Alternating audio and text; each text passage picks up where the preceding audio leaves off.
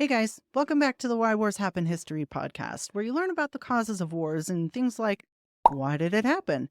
Was it inevitable? Who was involved? Sometimes I go back hundreds of years just so we can understand what the hell happened. And if you want to talk more about war, we also have authors, historians, war generals, royalty, actors, filmmakers, a whole bunch of people come on as guests, and we talk about everything about war before, during, and after war. So let's go. Welcome to the Why Wars Happen History podcast, where we have narrated war history episodes, and we also have episodes where we sit down with filmmakers, authors, politicians, and historians, and we talk about wars in history. Today's guest is Peter Wilson. He is a professor of history of war at the University of Oxford, which is amazing. He's written for multiple publications, including the LA Times and the Financial Times. He is the president of the Society for the History of War, which is, again, amazing. And he is a fellow of the Royal Historical Society. He's written many books on the German and European history, and he's also the author of today's book, Iron and Blood, a military history of the German-speaking peoples since 1500. Peter, thank you so much for joining us today. My pleasure. Thank you for asking me. Yes, of course. So we are going to talk about lots of really cool stuff about the sometimes confusing history of Germany and what it was and when it was. It's not very straightforward. Probably not, no. Yeah. So you take us on this huge sweep of 500 years, basically, starting in the year 1500. Why start in the year 1500? Yeah, well, that's a good question. I mean, usually the starting point is much later, and it follows the trajectory of only one part of Germany, which is Prussia. And what I wanted to do was to sort of set this into a broader context, not just the German-speaking lands, which is much broader, includes Austria, obviously, Switzerland, large areas which are no longer German. In fact, we're in a German political space, but didn't necessarily speak German. And what I wanted to do was to look at change and continuity over this longer time span so that we can better understand Prussia, but also we better understand this bigger picture. And really the starting point for most of the things that I was looking at is around 1500. It's a story much more of multilateral collective security, defensive wars, rather than some powerful state that is aggressive towards its neighbors, which is the Prussian story. Yes, we love a good backstory here to why things happened. So what I also loved is that it's not just about all the battles. It's like politics, finances, recruitment of militaries even. So that was really cool.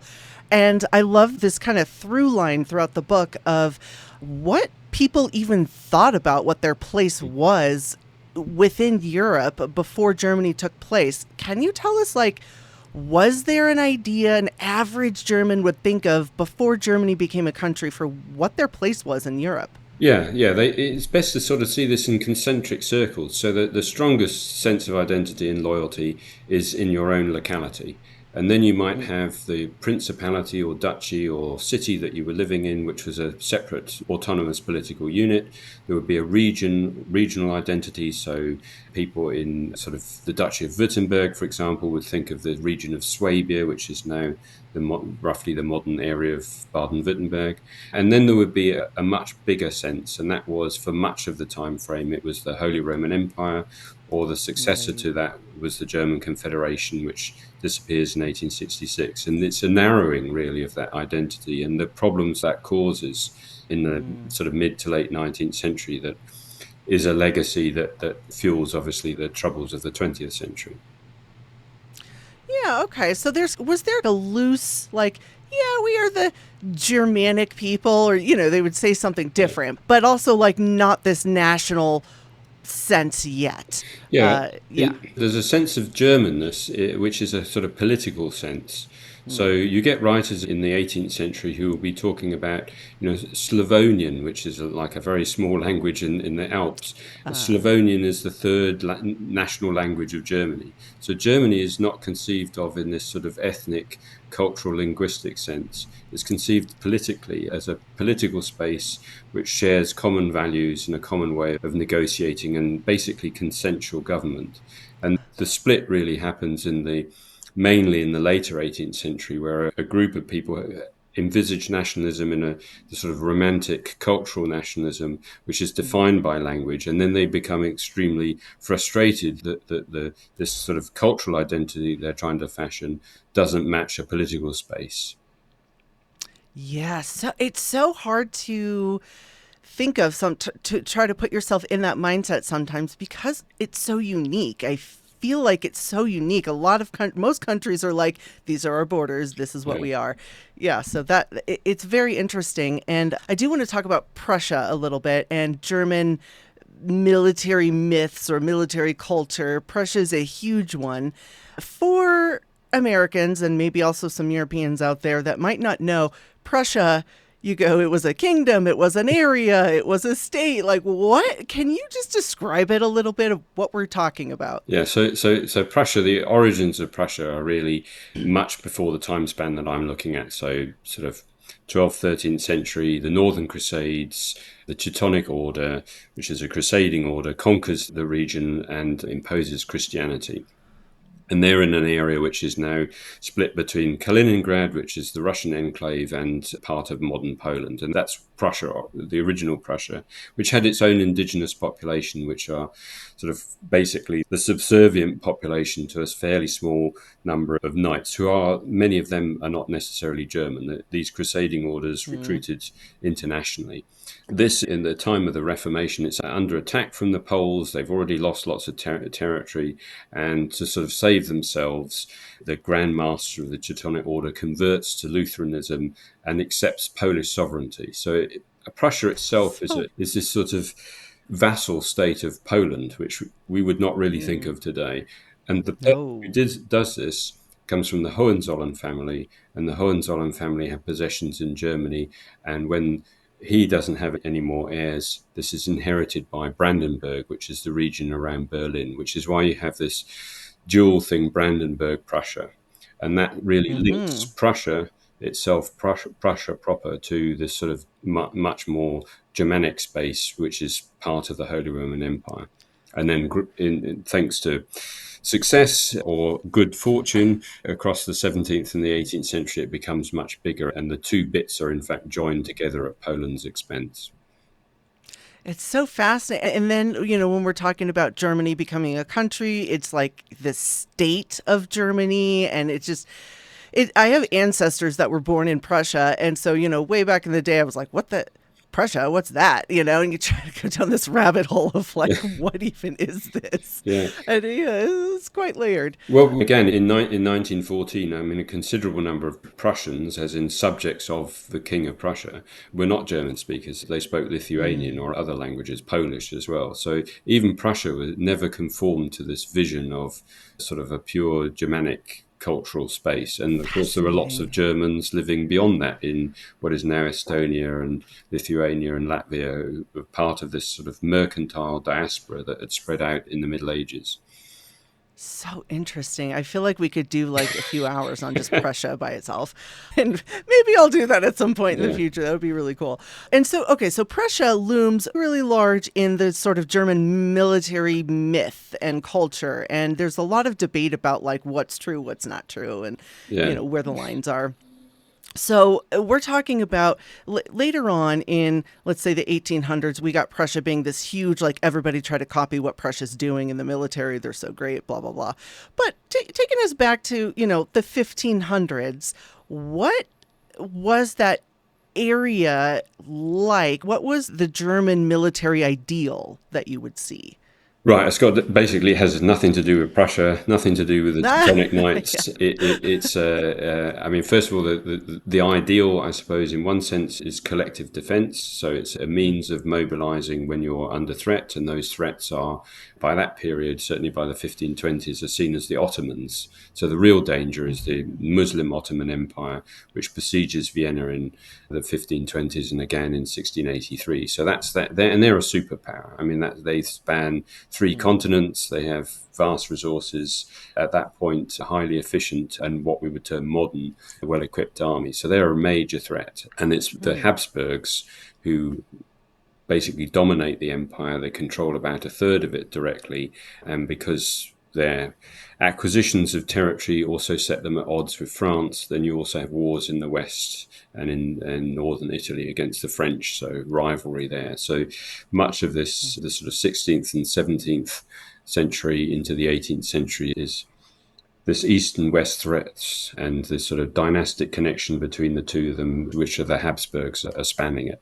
So lots of multiple influences. So a lot of Yeah. the influences are coming in fact, from the experience that the Habsburgs have fighting the Turks. So this is where hussars, light cavalry, come from, and influences are coming from France, influences are coming from Italy. There is not really an innovator. They're absorbing a lot of this. And in fact, they borrow Uh-huh. ideas from the Dutch. So they're not really at that point an innovator. They become more so in the 18th century.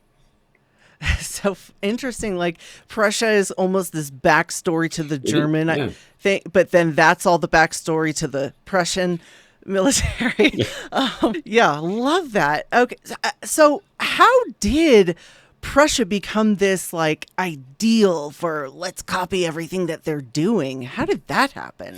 Right. Well, that comes largely in sort of retrospect. So yes, they have a good reputation already by the early 18th century, but they're seen as an oddity. So Frederick the Great's father, Frederick William I, who rules between 1713 and 1740, is known as the Soldier King. But he's also seen as slightly odd because he has this mania for particularly tall soldiers, and also the Prussians, they don't really fight in his reign very much. A little bit at the beginning, a little bit in the 1730s. So they're a kind of unknown quantity, whereas other German principalities, Saxony, Hanover, Hessen-Kassel, they've done a lot of fighting and they're seen as reliable soldiers. So the surprise is when the Prussians, under Frederick the Great, come out very successfully in the war when they contest the Austrian succession. So it's a land grab. They grab Silesia, which is now part of Poland, and this could have gone so badly wrong. Frederick the Great's first battle, Yeah. he's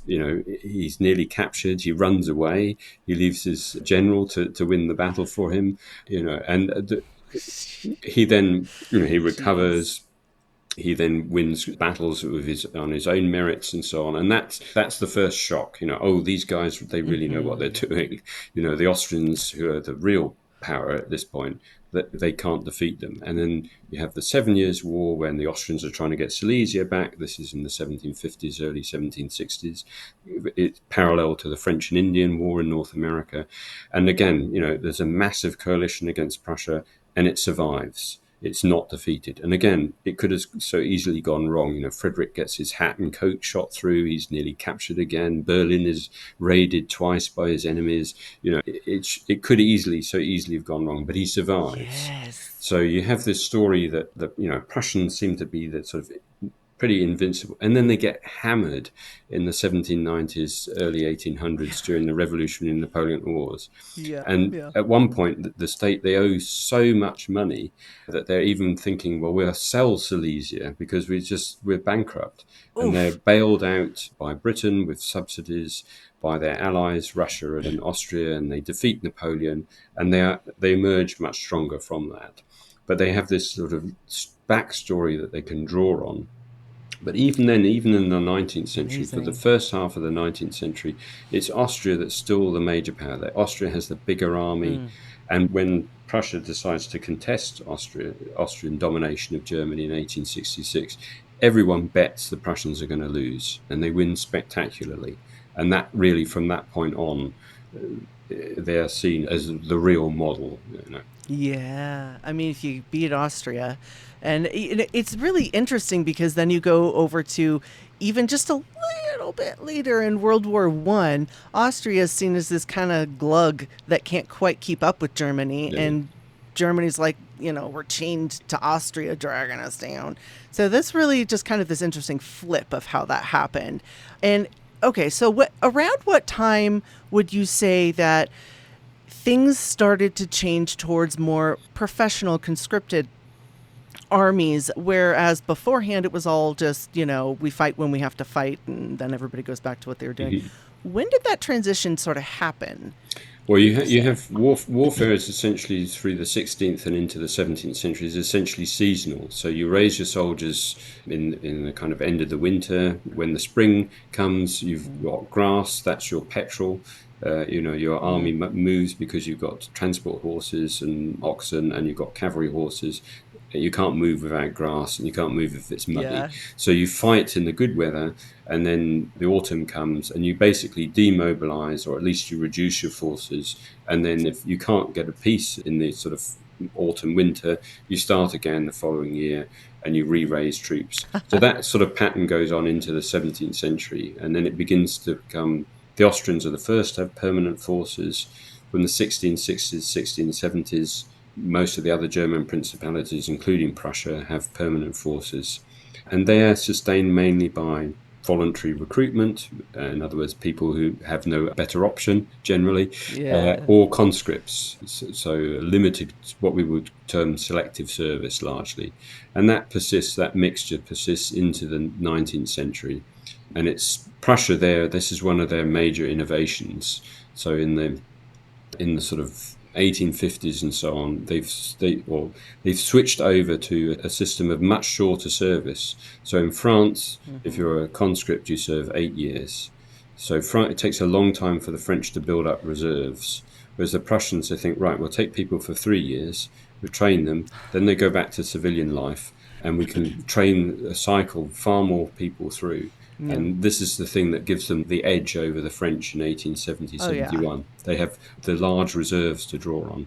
And this short service conscription becomes then the European norm as a result of this, the kind of Prussian success in mobilizing a significant large number of reservists who at least Mhm. half remember what they're supposed to do. Right, right. Seems a little bit more efficient if you're Yeah, war bound. yeah. It's so, like nowadays when the spring or the fall comes around, you're like, "Ooh, it's nice. It's time to watch Halloween movies and put pumpkins on my porch." At Yeah. least that's what I do. And so back then it would have been interesting to feel like, "Oh, it's war season. It's Would be. training season." Yeah, it What would that be. would have felt like. Yeah, I Yeah. mean, it didn't mean they couldn't fight in the winter, and they do that. Right. But you're much more likely to lose, a large part of your army through sickness, and they don't have proper winter clothing. You generally have far greater incident of sickness in the winter, and that the horses die by the end of you start off in April with all your cavalry on horses. By October, about a third of your cavalry might still have horses. The others are all dead. So you've got to, Mm. buy them, requisition them again to remount your cavalry and also recruit new troops. So this sort of seasonal character warfare, it persists too. I mean, even in the 18th Yeah. century, the losses mount once you get into the winter. And what's that Princess Bride, the classic blunder? There's don't get involved in a land war in Asia, and some of these places are butted kind of close to that. And then I think that holds especially true if it's in the winter. Just don't get involved in land war in Asia in the winter, anywhere near there. Don't do it. So that's, yeah, that makes a lot of sense. And so you're talking about the economy and finances and things like that as well. What was, let's say, like going all the way back to when we're opening this book in the 1500s, what was the general economy in the Germanic area? Right. Well, most of Europe it's agrarian. It's an agricultural society. So roughly a fifth or so of the population live in what were called towns, but we're talking about settlements with maybe 2 to 10,000 inhabitants. So very small. Mm-hmm. Communities are Mm-hmm. small, and it's decentralized. And because of the economy is decentralized and wealth is decentralized, politics are also to an extent decentralized. But Uh-huh. it's getting plugged into wider network. So you have South Germany is metalworking. They produce arms along with pots and pans and things. You also have banking, and the bankers of southern Germany are, by this point in the early 16th century, I mean, they are cutting edge. They're financing silver extraction in Mexico, for example. They do have these global connections. But throughout most of the time that I'm looking at, so into the 19th century, most of the wealth is coming from Europe. And it's only really in the 19th century that flips over, and non-European wealth, and especially non-European military resources, become more significant. And around that time, obviously, we got to talk a little bit about the Holy Roman Empire. Can't avoid that.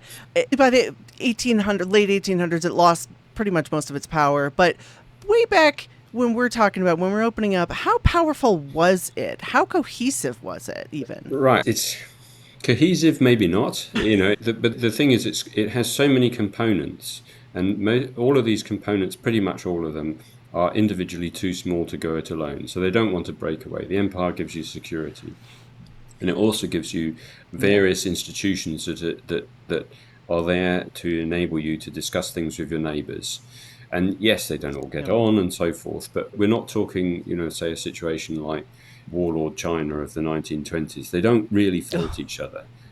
Right. Okay. There are some major wars, the 30 Years' War being obviously one of them. Yes. But by and large, they do cooperate, and they cooperate on defence. It's sort of lowest common denominator stuff, but it's a framework Mm-hmm. that nonetheless functions surprisingly well, particularly once the Habsburgs recover from the 30 Years' War and they kind of play within the rules, but make those rules work to their advantage. So they're getting, around a third of their resources, their military resources, from the empire, money, military assistance for their wars, say, against the Turks, but also for their wars against the French. Yes, and you also have a book on the 30 Years' War, which I Yeah. would love to have you back on to talk about. So just for anybody who's interested in all of this, there is a book on the 30 Years' War that he also wrote.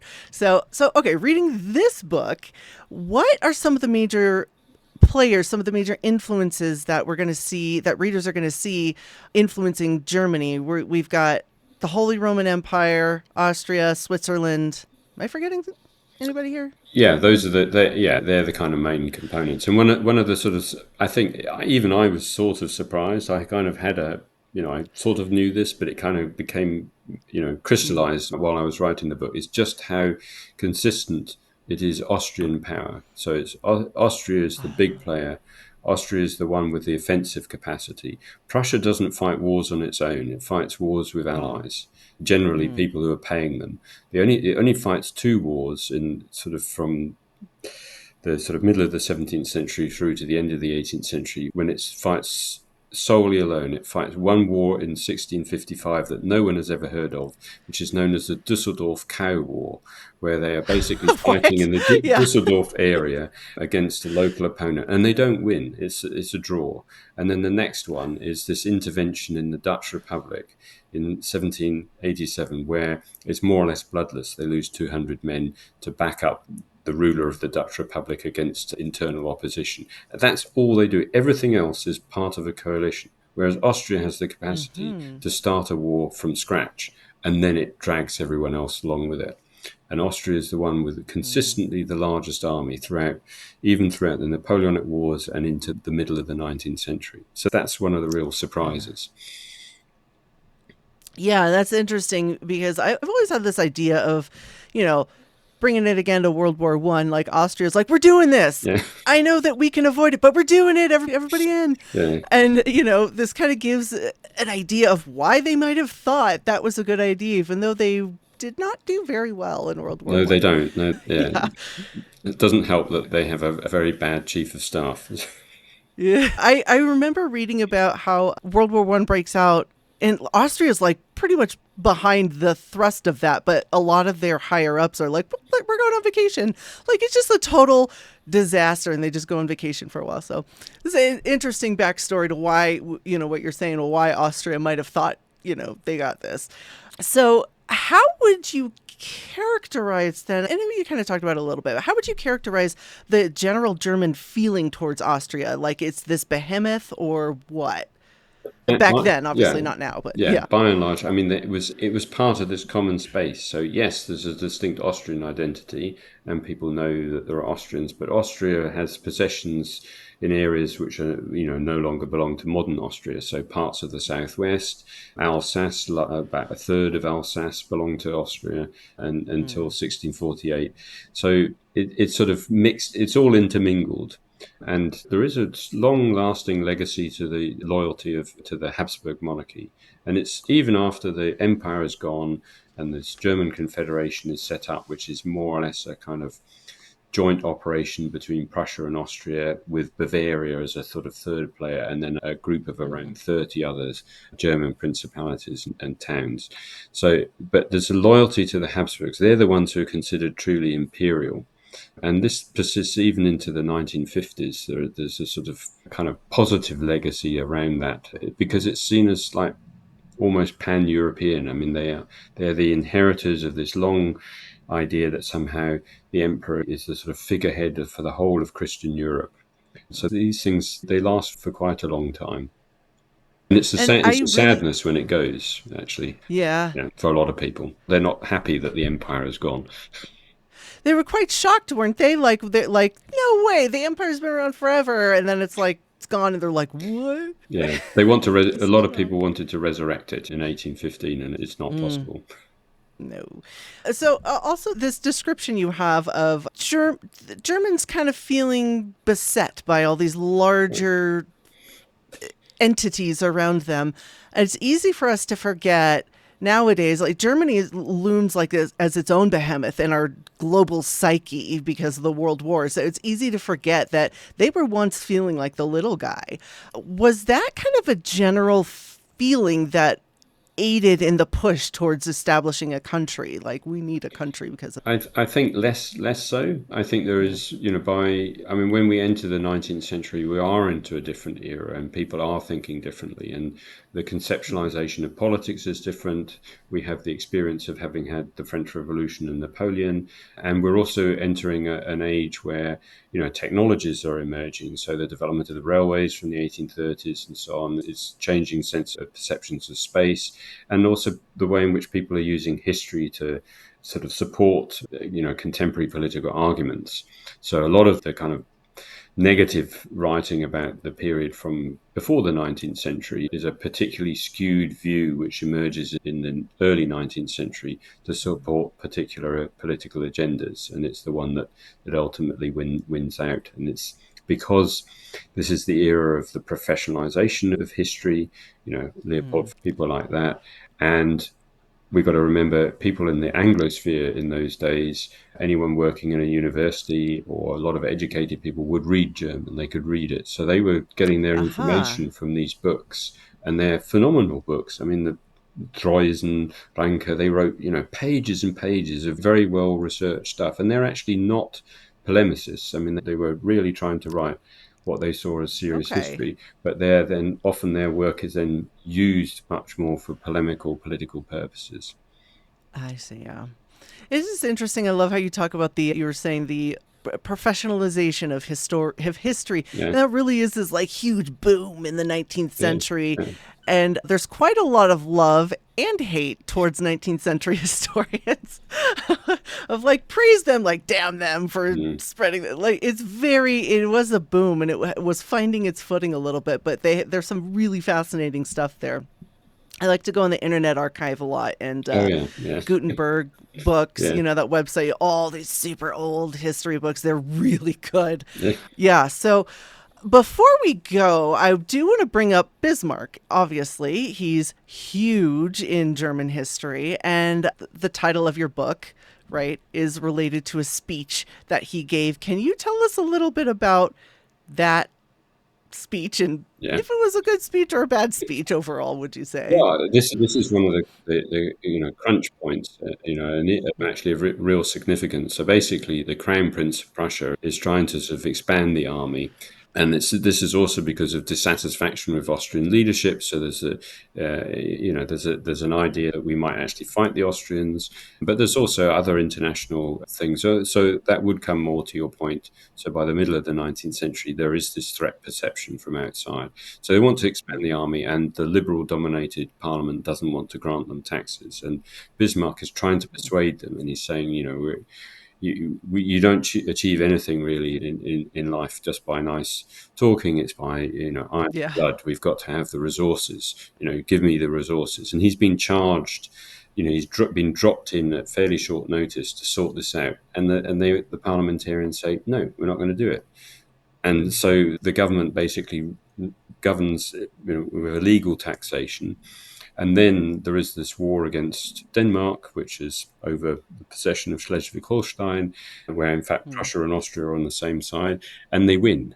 And well, now it's a great national success and so on. And so the taxes are kind of retrospectively approved. And the government, the the Prussian army is expanded and consolidated and put on this different footing. So he ultimately, for him, it's a success. But again, it could so easily have gone wrong.